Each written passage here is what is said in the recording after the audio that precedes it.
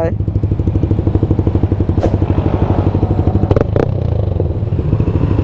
So yun guys, good afternoon. Ngayon is meron kaming pupuntahan na kalenderya doon sa Cebu City. Hindi ko lang alam kung anong pangalan, pero doon kami kakain. And then may i-share ako guys, itong tambutso ko nawala yung parang support niya o yung parang bracket katulad nito. Itong Sniper 155 is naka built-in exhaust, meron din siyang bracket na naka-install. So dapat may bracket siya yung sa tambutso ko, pero biglang nawala. I'm not sure kung meron bang kumuha or siguro lumuwag yung bolt at nut dahil sa vibration o kaya natanggal. Pero sa tingin ko matibay naman. Putol? Nawa. Nawa? Oh. Nawa? Wala ka pa? Nawa siguro na. Oo na, apilan eh. Wala man? Kasi mag-park sa inyo hara? Sa balera man? Pero nilaag naman ko pag Sabado, naamat pag Sabado man. Nakabantay ka, alas naman. Karon ra.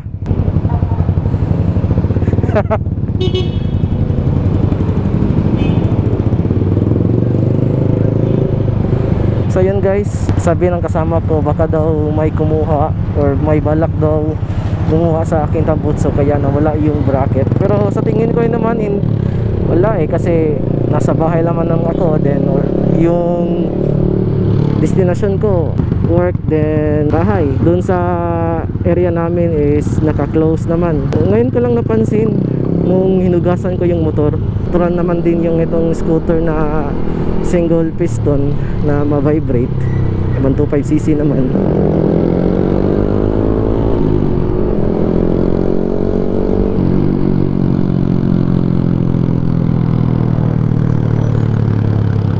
Ang duda ko lang guys kung bakit siya natanggal yung bracket ay yung sa vibration. Kapag nadaan ako ng lubak na daan, kaya siguro natanggal yung bracket.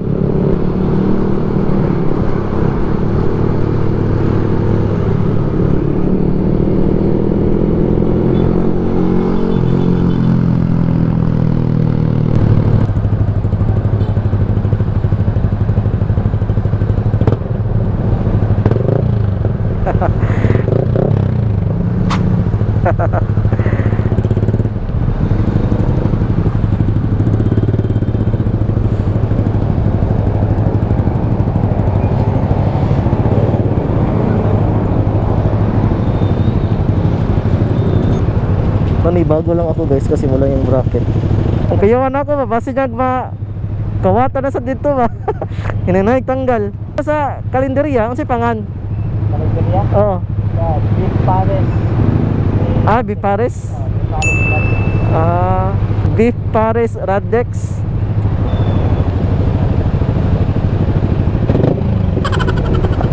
Medyo traffic dito.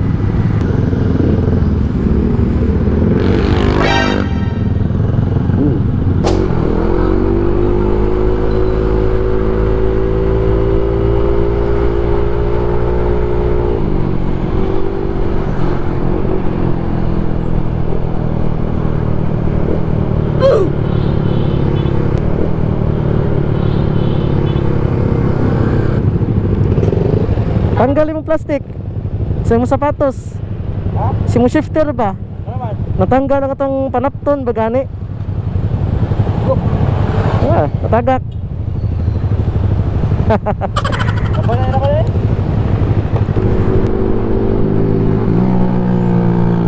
Tuya eh.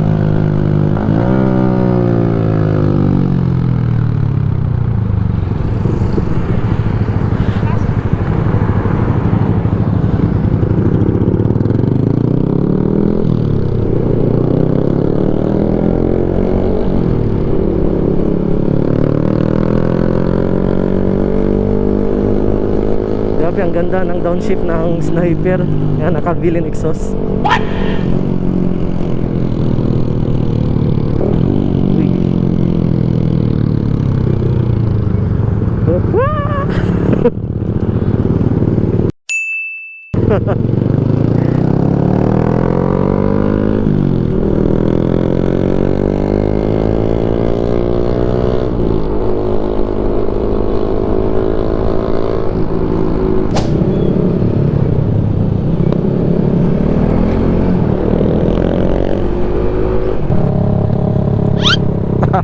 Banking, oh.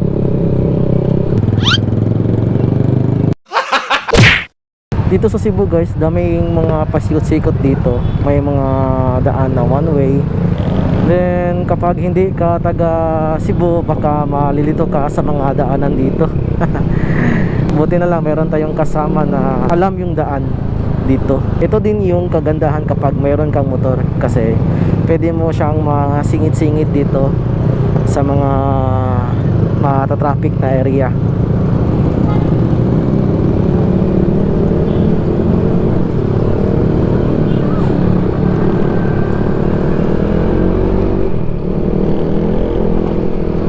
So itong motor ni Sir Von is hindi pa siya naka-remap, kaya mayroon mga backfire. Kung napapansin nyo, kapag kami yung kasama kapag nagra-ride is palaging nagba-backfire yung motor niya.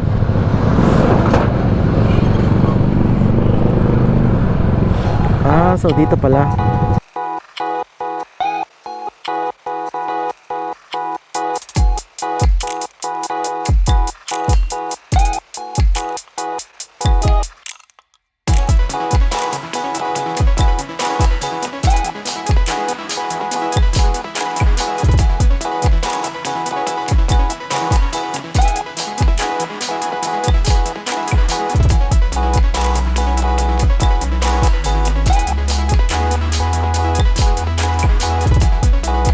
Ito yun guys, tapos na kami kumain.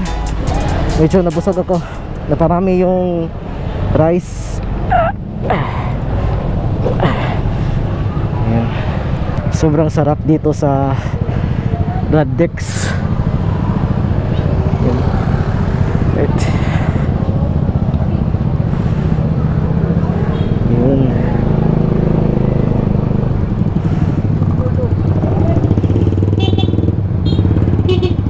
Ano Mr. Mar? Salamat! Sabay muna ako ni Sir Bon kasi hindi ako kabisado dito sa daan. Medyo maligaw tayo dito kapag tayo lang mag-isa. Right. Grabe ang ingay. Masarap yung sizzling pork chop nila. Tapos may pochero. Kalesa, oh. Madaming mga putahay doon sa Raddex.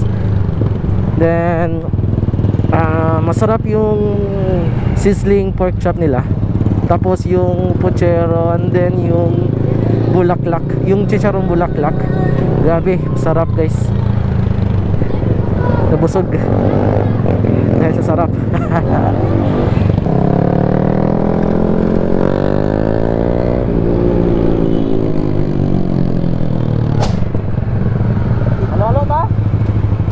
Asa dapat? Tolls. Tara, tara. Okay na, ano ta?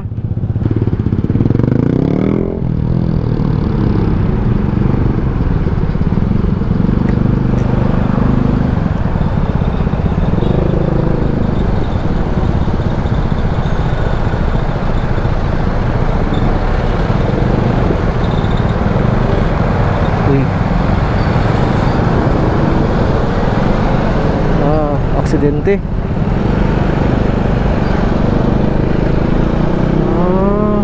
Yung motor, oh. Grabe. Kaya pala traffic. So kapag bibiyahe kayo guys dito sa highway, dubling ingat lang. And saktong takbuhan lang dito. Souls. Right.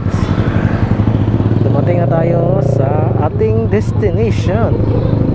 Yun. So yun guys, dito ko lang tatapusin ang aking vlog, and hopefully nag-enjoy kayo sa aking simple na video. This is EGB Kids. Peace out.